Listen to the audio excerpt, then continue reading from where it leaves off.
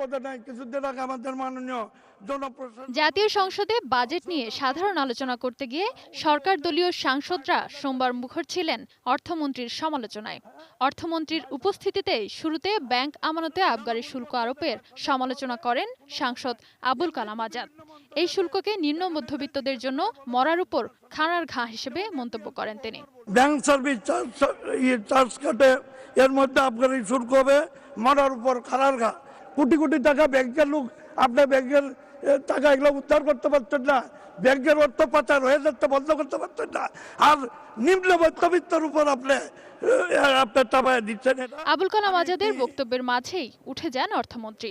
তার অনুপস্থিতিতেই এরপর সাংসদ মাহবুবুল আলম হানিফ 15% ভ্যাট, বাজেটকে নির্বাচনমুখী না করা সহ বেসিক ব্যাংকের জন্য মূলধন বরাদ্দের তীব্র সমালোচনা করেন। অর্থমন্ত্রী আমানতের উপর শুল্ক আরোপ করেছেন।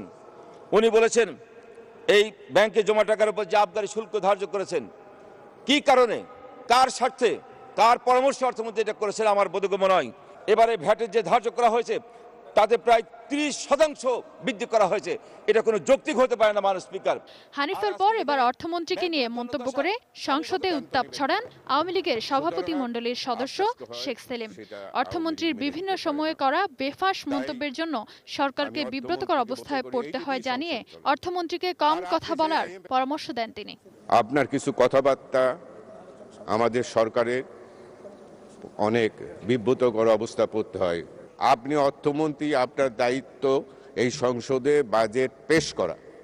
সংসদে এই 350 জন সদস্য ঠিক করবে সংসদের জনগণের কল্যাণে কোনটা থাকবে কোনটা থাকবে না, এটা আপনি সিদ্ধান্ত নেবেন না। সুতরাং আপনার এই একগমি ব্যবস্থাটা বন্ধ করেন, কথা কম বলেন। এ সময় অন্যান্য সাংসদরাও ব্যাংক থেকে পাচারকৃত টাকা উদ্ধার করতে না পারার জন্য অর্থমন্ত্রীকে দায়ী করার পাশাপাশি 15% ভ্যাট প্রত্যাহারেরও দাবি জানান। বিদ্যুৎ বিলে 15% ভ্যাট ধরা হয়েছে, যদি এইটা রাখা হয় তাহলে আমাদের 7% বিদ্যুৎ বিল বেড়ে যাবে।